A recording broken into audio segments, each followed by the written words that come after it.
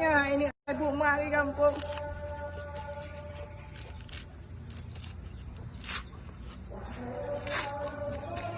Demi PAS semester.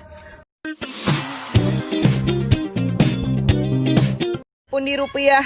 Nyo hai nu but mak di kampung ani ya. Terus ke dia kota jangankan tayu tu abu tayu tagun buah nak pahle bahasa Aceh kat tilu alang.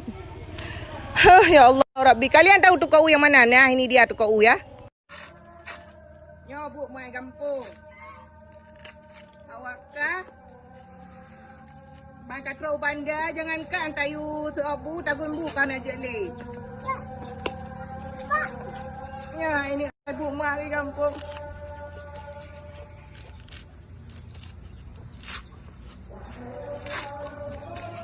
Demi PAS semester, demi peng fashion, demi peng buat ia culeu. Buat mak sundau. Ana pakai behel, HP iPhone. Allah Rabbi. Abang, tinggal buka kaya kuliah ni bah kat rumah minta rezeki. Pergi ke doktor buat ia culeu. Buat mak sundau. Ana pakai behel, HP iPhone. Allah Rabbi. Abang, tinggal buka kaya kuliah ni bah kat rumah minta rezeki. Pergi ke doktor okey, makasih bang ya.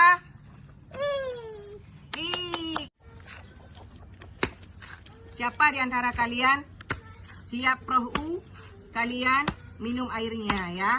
Ini kenikmatan yang hakiki Cuk Bulover. Kalian nggak tahu kan? Sesekali kalian mainlah ke kampung Cuk Bu. Lanjut. Taruh piring ya. Gelas ya. Satu.